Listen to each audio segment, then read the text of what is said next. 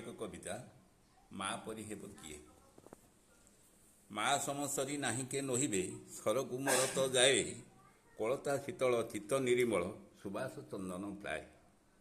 कह माँ परी हेब किए आहारे बारण शयने कषण पाषाण ठू बଳି सहे जन्म जंत्रणा सही निर्यातना अंतर करी न थाए।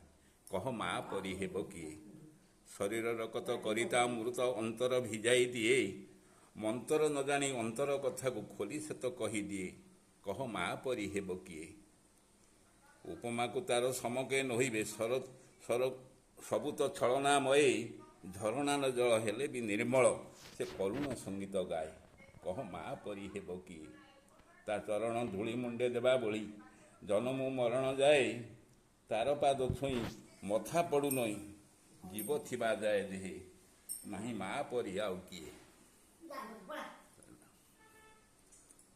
आउ गोटी भाव चक्षु कर्ण नासा तुंड एचारी जुग ब्रह्मांड तहिरे निहित ज्ञान आकृत बहिची मुंड मन तहिर चालक ताहा सहित विवेक मन ज्ञान विवेकरू प्रकाशित दिव्यालोक सियालोके कले गति पड़ई नाही विपत्ति अर जीव जसमान जीवन लभिब शांति।